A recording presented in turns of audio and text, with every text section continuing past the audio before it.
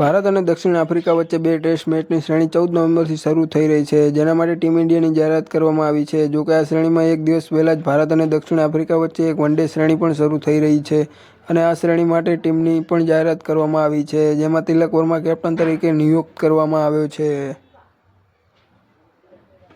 ભારત અને દક્ષિણ આફ્રિકાની ટીમ વચ્ચે 3 મેચની વન-ડે શ્રેણી 13 નવેમ્બરથી શરૂ થશે, જેની બધી મેચો ગુજરાતના રાજકોટમાં રમાશે. આ શ્રેણી ટીમ ઇન્ડિયા એ અને દક્ષિણ આફ્રિકા એ વચ્ચે ચાલી રહેલી ટેસ્ટ શ્રેણીનો એક ભાગ છે. બુધવાર 5 નવેમ્બરના રોજ અજીત અગસ્કરની આગેવાની હેઠળ પસંદગી સમિતિએ આ વન-ડે શ્રેણી માટે ટીમની જાહેરાત કરી. તિલક ઉપરાંત અભિષેક શર્મા, આયુષ બદોની અને આઈપીએલના સ્ટાર વિપ્રજ નિગમ જેવા ખેલાડીઓનો પણ સમાવેશ કરવામાં આવ્યો છે.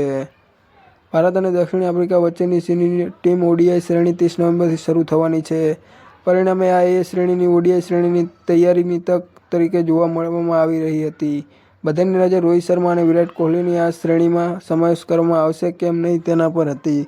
એક અહેવાલમાં દાવો કરવામાં આવ્યો હતો કે પસંદગીકારો એ શ્રેણી માટે આ 2 અનુભવી ખેલાડીઓની પસંદગી નહીં કરે અને આ આખરે સાચું સાબિત થયું. આવી ક્રિકેટની લેટેસ્ટ ન્યૂઝ જોવા માટે અમારી ચેનલને સબસ્ક્રાઇબ કરો.